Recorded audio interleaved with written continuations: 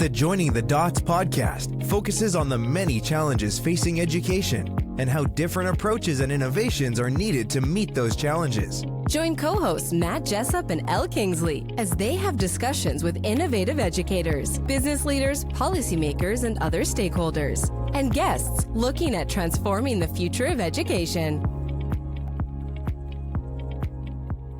Looking at my screen, I've got Richard O'Neill MBE on one side, and I've got Elle Kingsley MBE on the other side, because you were both awarded honours in this year's New Year's Honours list. So I feel a bit like I should bow, or I should be dressed smarter or something like that. But no, Richard, I don't know. I was trying to think about this, Richard, before, because every time I meet you, something else pops up, and I'm like, when did you do this sort of thing? But essentially, you are an author. Yep. You are a storyteller, which really doesn't scratch the surface of what you do and what you lead on in terms of education, centres, business. You are a lumberjunker, which is why I know you really, and what you've done with the kids here, which we'll talk about, which is absolutely superb, one of the best things school could do. And you do lots of other stuff, but also with your background, your Romany background and your Northeast background, you sort of bring a unique perspective of what I would refer to as the soft skills, Al. So actually a lot of the stuff he does is, as we've just sort of briefly chatted about, is linked to resilience and things like that. So I don't really know what to talk about first, Richard, to be honest, but if you could tell us about the storyteller thing first. Well, I think that's where it all started for me. Yeah. Because growing up in the family that I did back in the 1960s, late 60s, early 70s, and my family were pretty much nomadic, and then we were kind of semi-nomadic. So what I learned very, very early on was just how they communicated with each other so brilliantly without writing things down, because of, they really weren't able to in many cases. So when I was 4, I got obsessed with books, and I taught myself to read a book at 4. And I couldn't really read it. I guess I learned it off by heart. But when I recited it to people who couldn't read, they thought I was a bit of a genius. So that was a good start. But I learned lots of practical skills. I learned how things fitted together. I learned how to repair a chair. I learned how to carve this. I learned how to do that. And I think for me, I learned both of those things. Is what I call later on is, people might say, what's the connection then between, why are you doing woodwork if you're a sort of a literacy person? Because woodwork and word work are very, very similar. What we do with Lumberjunkers is put them together. When we're creating things out of wood, if we're recycling, getting old bits and pieces and making something new, that's pretty much what we're doing when we're creating a story. There are very few new words. I think if we look back over the last 10 years, probably new words, what have we got? Selfie, that was never around. I reckon Google is a fairly new word, going back maybe 10, 15 years. But if you look at new words, there are very few that people invent. So we're always recycling old words, and we're putting them together in different ways. And that's what we're doing with woodwork. You need to have the skill, you need to have the tools, you need to have all of those things to create something that at the end of it, you can look back and go, oh, I like that. Whether that's a story that you tell, whether that's a story that's written down, whether it's a piece of art, whatever it is, you are using basic ingredients with your skill, whether cooking, whatever it is. So I think for me, storytelling, I would say, is the beating heart of all communication. So I think we wrote it off many years ago by saying, well, it's like a folk art. It's for people who weren't clever enough to be able to read and write. But actually, it's an entertainment, it's an education, it's pretty much a history. We know that when we think about, people say, well, that story about the king underneath the car park. And lots of people said, how could a king be buried under a car park in Leicester? That's never going to happen. It's just a folk tale. It's just that. And of course, then people had to kind of eat their words over that because it was true. So I think story is something that binds us together. It's something that we share. I've always said to people that we don't do PowerPoints in pubs. Nobody comes in to meet their mates in a pub and go, oh, by the way, let me tell you about my week. I'll just put it up on the screen for you. Here's all the data. I've got that in slides. And here's the pie chart about how it went. You just don't. So for me, I've always been fascinated by story and how things fit together, how society fits together, how things work, and how powerful story is, because, there are so many aspects to it. Because I think when we share a story, we actually share a little piece of ourselves. It's a heart to heart thing, and people have told me stories and they've given me a bit of their life, and I respect that and carry that very, very carefully. And I think if we can get people to express themselves better in all different ways. Now, I know these days we call it oracy, but actually, it's just the offspring of story. So, we've always, I think, repackaged story for the time. But it was interesting.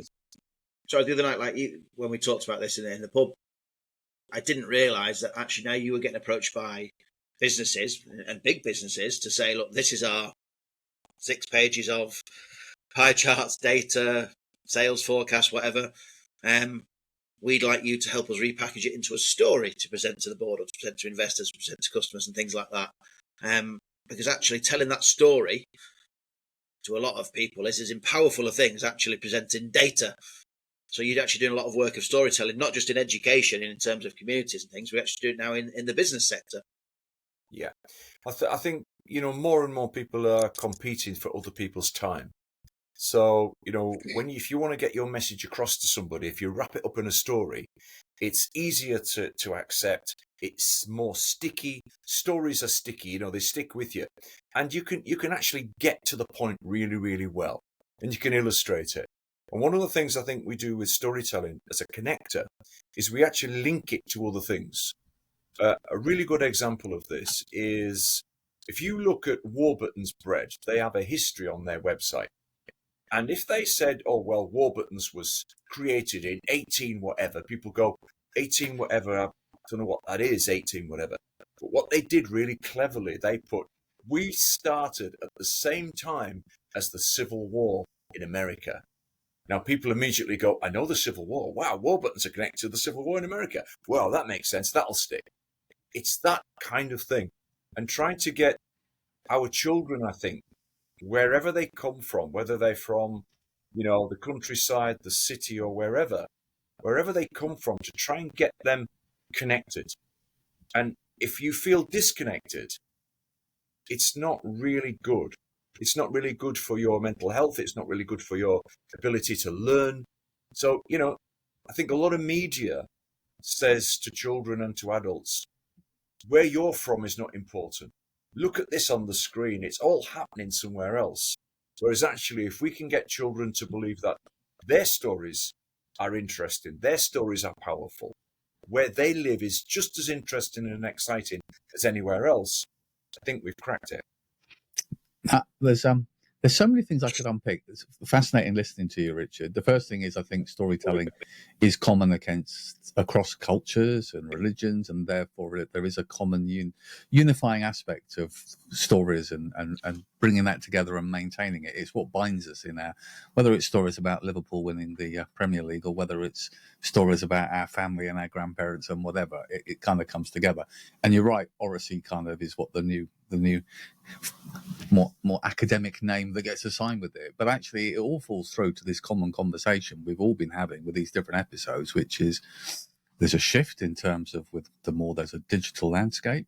Our most human skills, communication being top of the list, is what's in demand. There's also an element, surely, that when you teach speaking skills, storytelling skills, develop oracy, don't you by association build confidence and agency with the child? Doesn't it give them self-confidence that they're able to articulate and engage in more conversation and be heard? And they're often the really simple things, because we're so focused on hey, look, all the new shiny.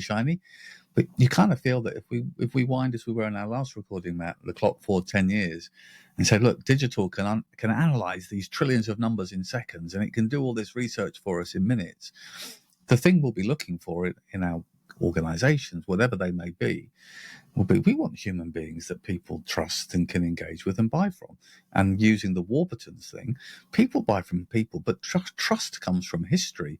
And history, you could say, is from stories, or it could just be slick marketing. Some of the top marketing tools use the storytelling tactics as that approach to how to weave in your message.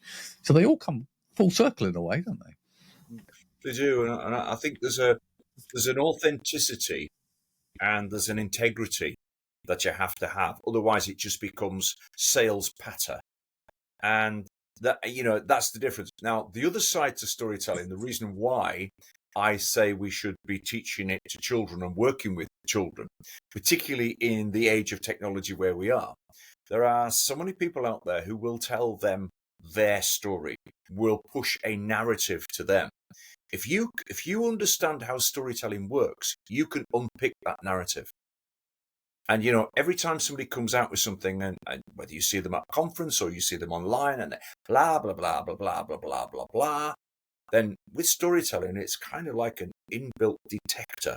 You can actually look at it and go, hang on a minute, that narrative doesn't quite hang together. There's a lot of good words in there. There's a lot of this, there's a lot of that, there's a lot of that. But there's an inauthentic message coming through. And I think that is a protection for our children. Because stories have a form, stories have a way. The old thing, if something's sounds too good to be true, it usually is. Are you linking this to digital citizenship now in terms of validating the authenticity of information in our increasingly fake and made up echo chambers? Yeah. And I think I've always said I think technology is great, but I would use my nomadic background to clarify that, in the sense that useful technology. Now you have to all decide what is useful, but I think the way to decide is it useful or is it a gadget? If it's a gadget that is just clever in its own cleverness, then actually that's no use to me. I want something, when mobile phones came out first, fantastic. Wow, you can actually have a phone call. You can have a phone call where there's no fixed phone. Brilliant, wonderful. How cool is that? I remember talking to a truck driver who said, you know what is really good? I'm self-employed. I own one truck. He said, I've got the mobile phone. It's very expensive in the early days, but I can sometimes pick up a load on the way back now. So I'm actually doubling my income by having that expensive phone. Not a gadget, a brilliant tool for his business. But how many things in terms of tech do we have in school now which are gadgets rather than useful tech? It always amused me, Richard, when you and I chat about tech, because you are very open to it, despite what people might perceive as your background and your jobs, if you like. It's very hands-on, it's storytelling.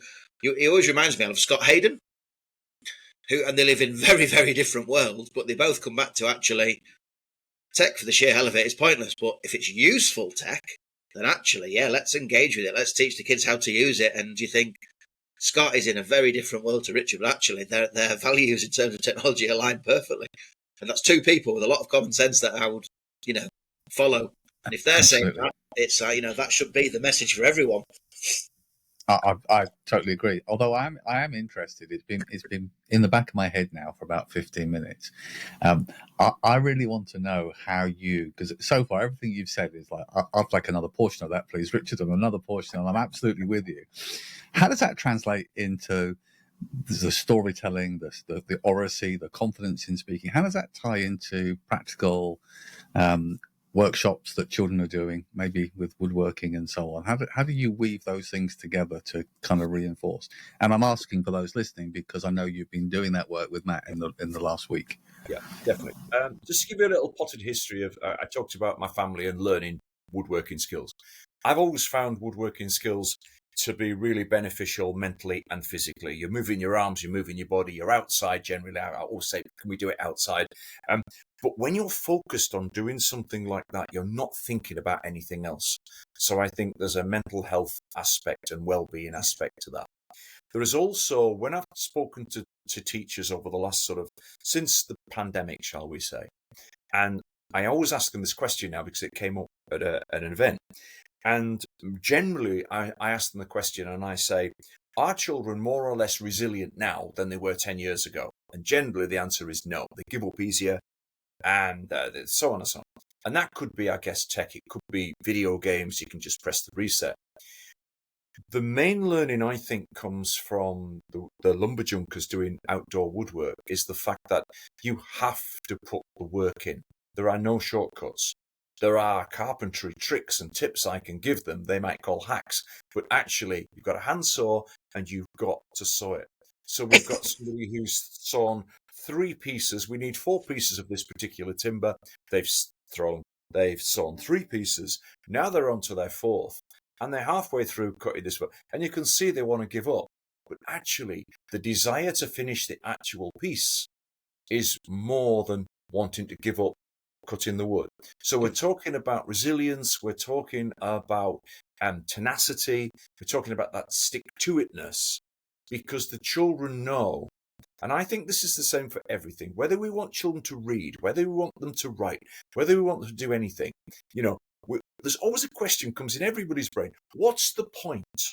What's the point? We have to show children the point.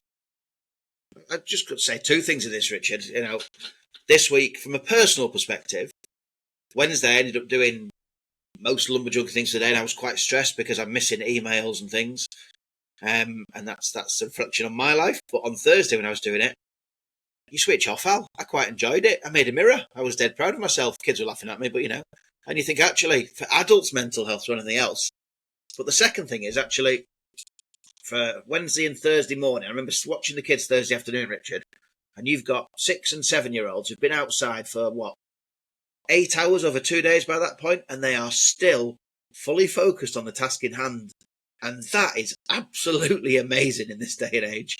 And it was only when we got sort of 2:30, 3 o'clock on the second day that a few kids started to wonder because they finished the project. But you think for kids in the day and age they're growing up in, where your attention span is seconds almost, and TikTok and all that nonsense, the kids to focus on something which, it's their thing. There's no guide. It's very much their idea. That's absolutely unique to see that nowadays. Isn't it becoming rarer for children to get that sense of pride over achievement when we don't have the same physical steps often in their educational, their learning journey? That sense of pride and achievement comes from doing something that was really hard, that Richard alluded to.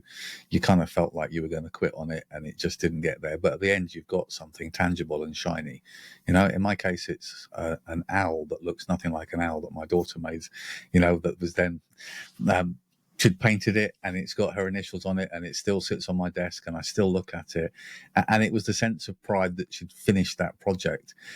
And there is something subtly different, no matter how you frame it, to the sense of solving a logarithmic equation or finishing reading a book. It's a different kind of achievement, shall we say.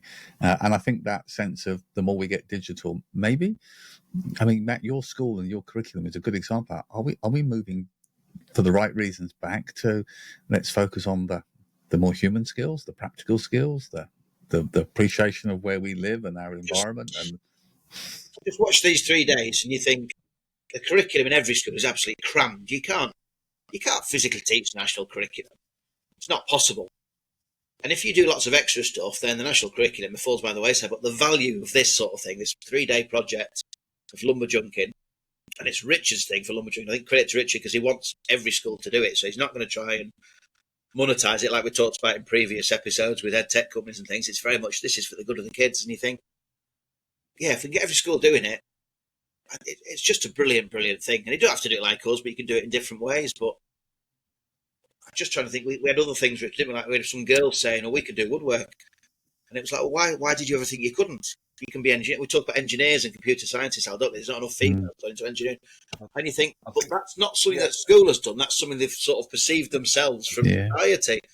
So things like this for all children shows them actually, I think you're right. I think I had some lovely conversations with parents actually yesterday at the end of the day, and particularly the girls. And I would say, and Matt probably, he can tell you what he observed. But for me, in terms of output, I would say probably it was 60% girls. They probably did 60%, and the boys did about 40%. And we're always saying we want more women in engineering, we want more women in construction. Well, by the time it gets to college or university, it's too late. You want children to have the opportunity now, for girls to have the opportunity to think, actually, yes, as Matt just said, I can do this. And not only can I do this, I'm actually pretty good at it, and I like it. But there was a year 6 girl, wasn't it, Richard, that made a set of rustic shelves Took the wood, constructed it, sanded it. I didn't realise she'd made 5 sets of rustic shelves in the 3 days until we got to the sale point yesterday where they all appeared. It was like, you've done A lot of this really brilliant comes stuff. 360. I mean, I reference our infant school where we have an all-female teaching cohort, but our caretaker, Neil, Mr. Neil, shout out to him if he's listening at Dogsthorpe Infant, he does a woodworking club once a week, and it's both sometimes just a male role model to have a different experience, but it's also from the earliest age recognising that construction, DIY, creating, making, that maker space. It's not a gender defined space. It's everyone can engage in it. And I think the other thing that's interesting, Matt, is where this ties in is age and stage. Having had to a couple of times now step in to lead pupil referral units, alternative provision. One of the biggest challenges for young people is, well, you've given me a set of courses and qualifications to aspire to that I am going to fail in all cases. They don't play to my strengths. And yet we should be saying for those young people, this is about giving them a sense of achievement, the wins, the sense of I can do. And it doesn't necessarily matter what the qualification relates to. It's about personal development and confidence and pride. And there are a whole heap of skills that actually are really in demand and actually quite valuable jobs that play exactly down that line of using those, shall I call them traditional skills? You know, I kind of put it in the category of saying, why don't we do more of that people can say, you know what, it turns out that I'm very creative, or I'm an artist, or I'm a poet, or it doesn't matter, does it? You know, if we think about development of the child. We've talked about soft skills as well. And I was watching them. Some of them did it on their own. Some of them did it in teams. You think actually teamwork, communication, critical thinking, because we can't do it like this, or this has happened, so we need. And you're thinking, a 3-day little woodwork project, making stuff out of pallets, actually, it ticks so many boxes on such high levels for so many kids. Amazing, absolutely amazing stuff. One of the best things I've seen this year. Can I ask what from Richard's experience in doing different schools, we talk about the young people, but what about the staff development, that sort of opening up different approaches that teachers might think about, there's a different way that I can engage? Do you see that a common theme? Yeah, I think we see it. I only do Lumberjunkers probably 3 or 4 times a year because I've got all my other stuff to do, and there's more involved in this, all the tools, getting everything ready, and so on and so on. So I only choose maybe 3, possibly 4 schools a year. But what always happens is that teachers will say, even if we're doing it for a day, I can't believe she has been able to do that. She normally doesn't do that. I can't believe he's gone off on his own and done that because normally he needs a whole load of input before doing anything. And those things are repeated, those sayings. It just gives children a chance to shine. And, whether you're a child or an adult, we all want to be, be the person who wins for once. And I think, there's something else about these things. There's a self-esteem. So when you've got these children who are amongst their peers, and other children are looking and going, oh, that's good, you've done well. The teachers are going, wow, I'm amazed, that's incredible. And then you've got the parents then, or grandparents saying, oh, look what you've done. So it's that self-esteem. It just, we all want to win for once. And I think sometimes for some children, it's a constant losing. You're never good enough. You're never good enough for this. You're never good enough for that. You never win that. All those kids that I call sometimes the invisible kids, right in the middle, they never do anything wrong. But they never get any special treatment, never win anything because they're just, but stuff like this gives everybody a chance to win. But the other thing is, Richard, they all enjoyed it as well. Yeah. And no matter how good your teachers or your school or your staff, can you say that about an English lesson, for example? I mean, if it's spag, you definitely can't and things like that. But to see 100% of children enjoying just being outdoors, lumberjunking, no restraints, use your imagination, that's pretty unique in any setting, really, isn't it? It's very powerful. Yeah, and I think the other side of it is that it's also giving children responsibility, particularly if they're in year 6, and we're saying, you're going from a primary school, which is, I guess, almost in some cases like a small family business, and then you're going up to a high school, which is like a corporate headquarters. But it'll be fine, off you go. And taking on much more responsibility in a few months' time. I mean, imagine if you were an adult and you were working for a small family business, and then actually they say, well, you've got 6 weeks off. But when you come back, I will give you like a date look round or whatever. But when you come back, you're going to this massive corporation and all the rules are different. I mean, gosh, how would most adults cope with that? I think we should probably say that, the kids use saws, hammers, sanding machines, drills, clamps, and not one child was harmed in the making of all the various things over 3 days, was it? Yeah, exactly. Consistently, we can say, Matt, when it comes to tools, technology, and other things, we underestimate the capabilities of young children. Absolutely. When they're given in a safe space. The curriculum certainly could shift back a couple of years, and many children, given the right opportunity and allowed for different children at different timelines of development, it just seems to be consistently shown time and time again now. I mean, you and I are both in education and technology. You're definitely in technology because you're one of the leading voices. But it's been interesting that within our school, they had a storytelling festival, which you'd put on your LinkedIn page, which was brilliant, huge. Some of the kids loved it. And then Richard does his storytelling centres, which I want you to tell us about, Richard. But actually, it's 2 examples of things that aren't tech. So it's all about balance, isn't it? I've been sharing about Spike's games recently, which is a board for children developing oracy and basic words. And it's just like playing a game, but it's building language and keywords in. Some of the best learning, for the right reasons, involves no technology at all. Yeah. And actually, as we become more technological in the society, and I embrace it where it's purposeful, it kind of puts more focus, like we say about put more focus on our most human skills, so soft skills being power skills.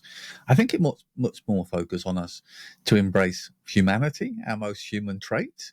I think storytelling's just a fab example at the heart of that. But there are a lot of things about how do we develop connections and emotions? Well, normally it's because we will sit down at some point and say, I remember that story Richard told, that conversation we had. The place and space is anchored in the memory of the conversation and the topic, So can I just go back to something I talk a lot about the state of Kendal.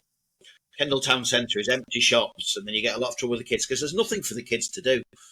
Whereas in the country, we've got young farmers and things like that. And you can see that across cities and towns everywhere. A lot of children will use social media and get these bad habits using AI and Snapchat, which I don't understand still, because there's nothing else for them to do. Whereas there's things like your storytelling centres, Richard, and you've opened another one in Durham. That is a positive vehicle for kids somewhere to go, something to do. And actually, should you be seeing it in every town and several in every city? Or actually, these kids that have got nothing better to do in the free time, instead of going off and sitting on Snapchat while they're Snapchatting the person next to them, they could go and learn a bit more about storytelling and all these massive, important skills as part of it. Yeah. I think the other thing is as well, again, we talked about girls and construction and into sort of STEM subjects. But we talk about the creative and cultural sectors being one of our biggest earners for this country, which is brilliant, fantastic. So if it is, why aren't we spending more time helping our children be equipped for it if that's what they want to do? So again, it's no good having your college courses full of it or university courses full of it if we don't have those kids interested in it for an early age, because the pipeline then is broken. So we've got some good stuff that happens in primary schools, but it's not really that focused. And then there's no pipeline. But when you get to sort of 16 and you look at the college courses that are available, amazing.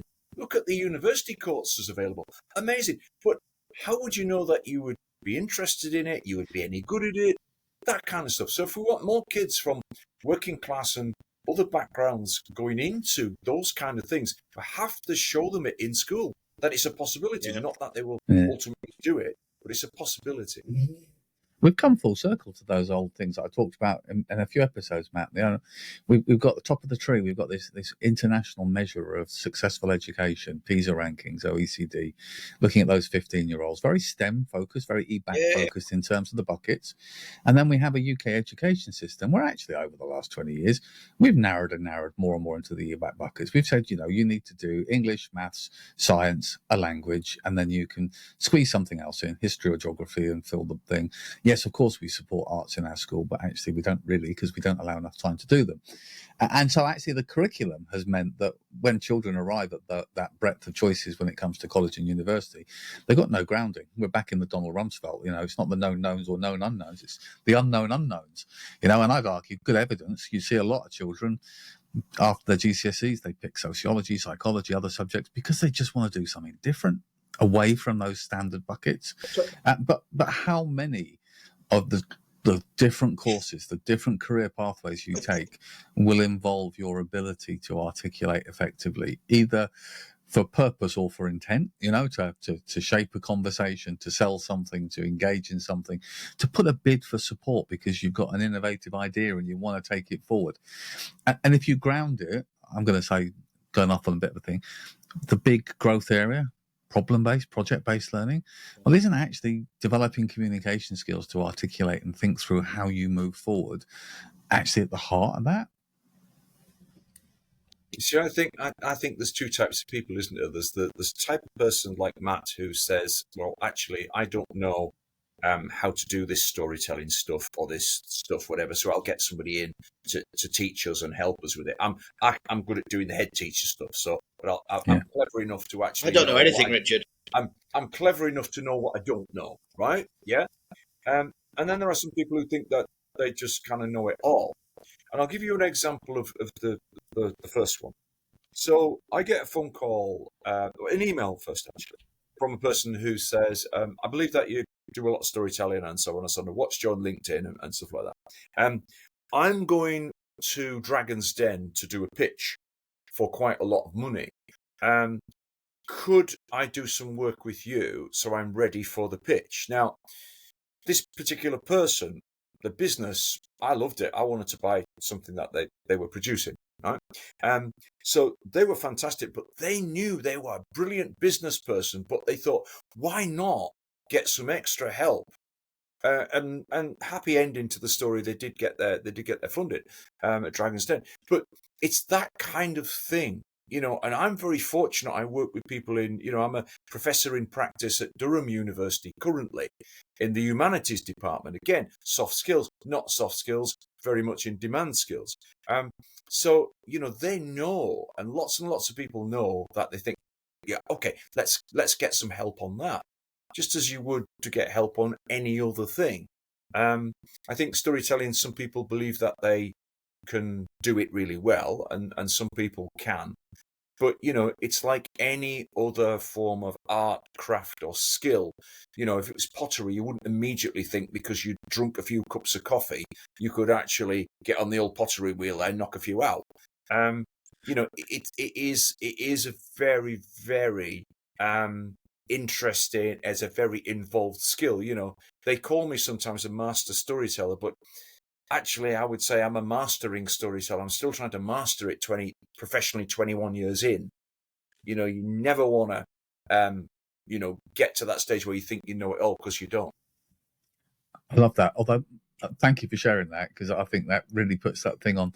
We often dismiss the value of things we think we can do, and that's the key, isn't it? The difference between we can do it and we can do it well. But you just slipped into that conversation about another role, a visiting professor in Durham or whatever. I'm just really interested. Can we segue for a minute, Matt, about how that ties in with the humanities and other topics that you share? And you're like, wow. I often refer to myself as a man with many hats, but I kind of feel like I'm out-hatted today, Richard, so I'm really interested. Well, I've always said, people ask you to do stuff and you say yes. I always say, if it looks interesting, I always say yes. And I'd done some work with one of the colleges, because Durham University is collegiate. So I'd done some work with one of the colleges, came into contact with some other people, and they said, can would you be interested? And I said, I'd absolutely. As a kid who come from that area and come from a very different background and would look at the university and not even know what a university was really. I knew it was something where clever people were, but I didn't know what it actually was. So that's been fascinating working with them for the last 6 months. And then people saying, somebody in the music department, could you come in and talk about some of the work that you do with musicians on lyrics? and how that ties into literacy and what have you. Yeah, brilliant. And then somebody else says, can you come in and talk to us about creative writing from your perspective? And absolutely, yes. And then just last Friday, it was a group of PhD students who, from 5 Northeast unis and 2 Northern Ireland ones, they had their summer camp, and a whole week their focus was on story. So I actually did the Friday, the last day, for like about an hour and so storytelling. And it was really interesting because I had put a PowerPoint up and they thought they were getting a PowerPoint. They weren't actually, because what I did was I just actually pretended, first of all, that my PowerPoint wasn't working. I wanted to see how much empathy was in the room, because storytelling engenders empathy. It really does. It creates all kinds of chemicals and stuff as well. But there was only one slide on the PowerPoint when I eventually got it working, which was I'm not going to use a PowerPoint. I'm going to use your imagination instead, because it's like radio. There are better pictures on radio, they used to say. And that's another thing. If we want to move forwards with all of this amazing tech we've got, the tech will just sit there. It's our imagination that drives it. I said AI is the new steam. Steam power just changed the world incredibly. Yes, some people lost their jobs, but that happens every time. But the things it created, things of beauty, things of improvements, so many things. It made a lot of things safer. I've got a family history on one side of my family as coal miners, but steam powered engines actually made the mines safer. So we should look at AI and think it's the new steam, and what can our imaginations create from it or with it? And that's my perspective.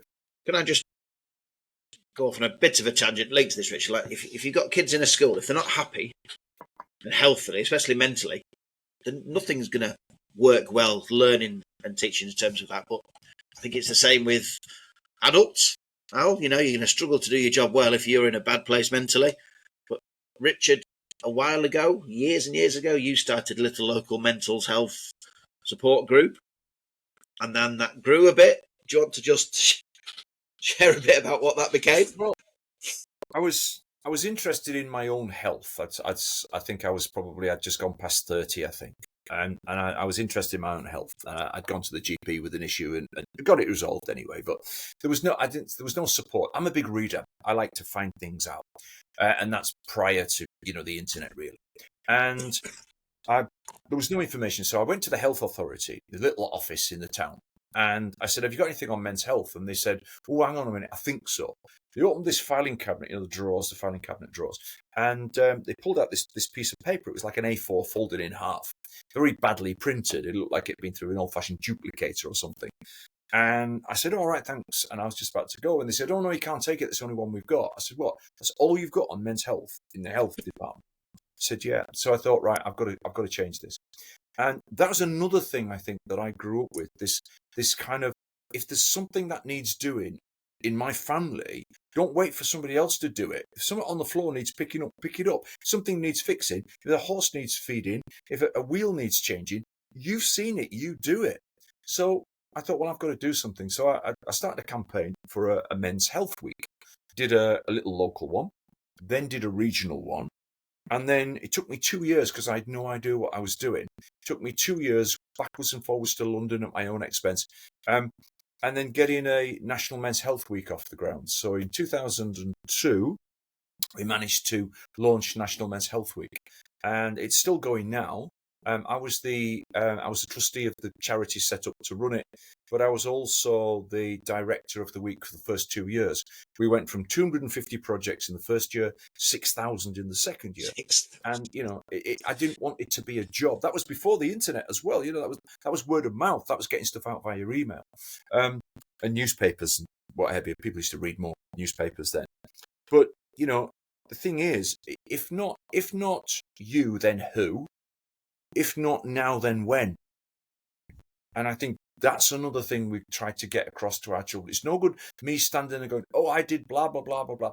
But you have to show them that, look, you can be the one. You can be the one to change this. You can be the one to do this. And I think anybody can do anything within reason.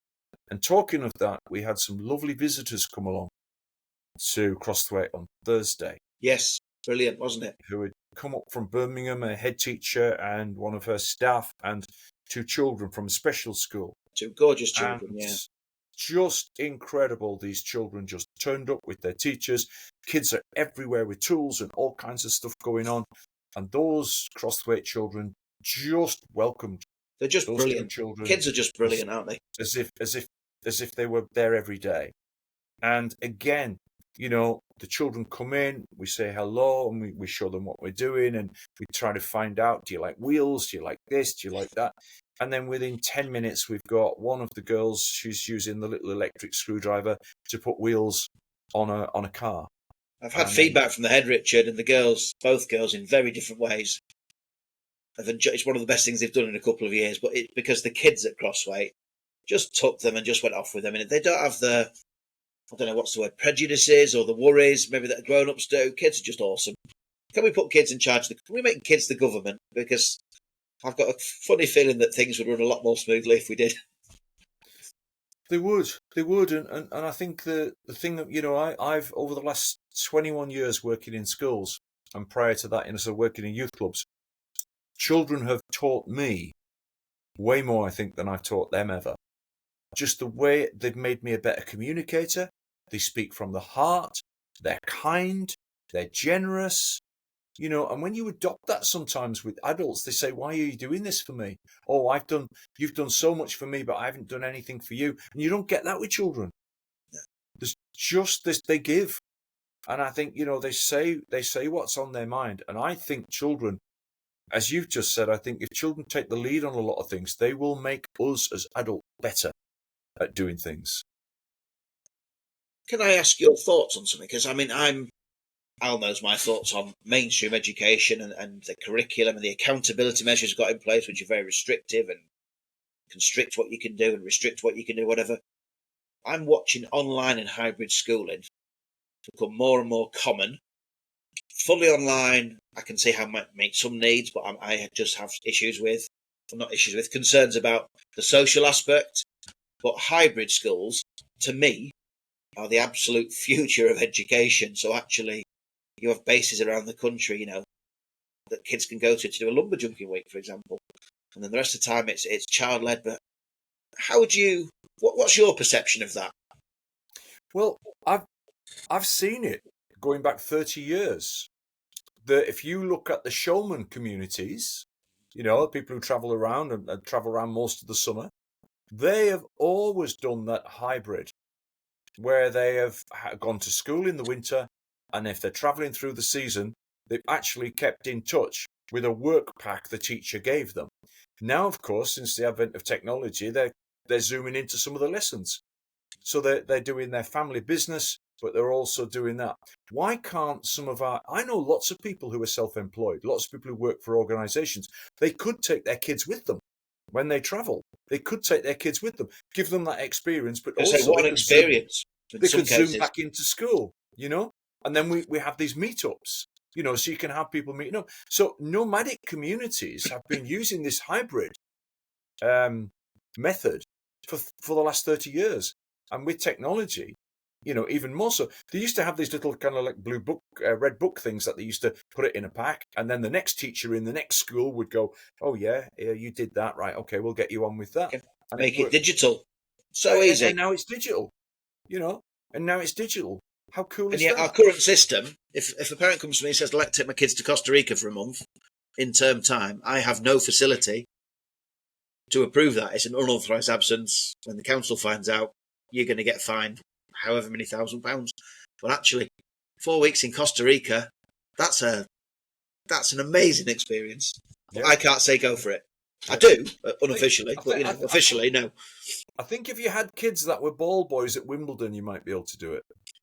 Yeah, well, there's definitely, it's definitely so much there to unpick. But it's interesting. It all comes back full round to humans, experience, those core skills, And that Costa Rica trip is about how you share those adventures, how you make it a learning opportunity, and that's the interesting thing. Matt, I'm really, really conscious of time. Richard, Yeah. I'm shocked having you on that we've gone over time and we've been doing lots of talking and storytelling, as if that would happen. I suspect we might have to have you back for an episode 2 and 3. What's the possibilities?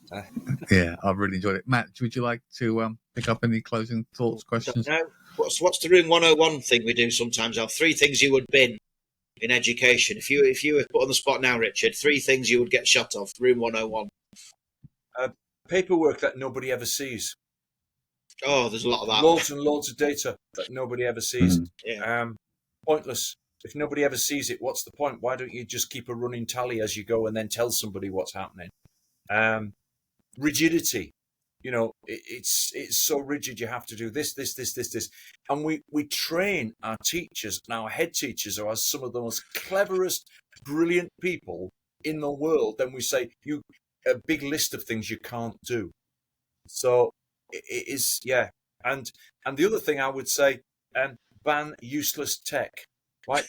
And then people say, oh, you gave your grandson when he was 4 an axe to chop wood. And I say, yeah, because I taught him how to do it safely. He's wearing gloves and so on and so on. And I say, but you're pushing your child around town and they've got an iPad in front of them. And your child is in their bedroom watching with access to the internet. I know which is safer.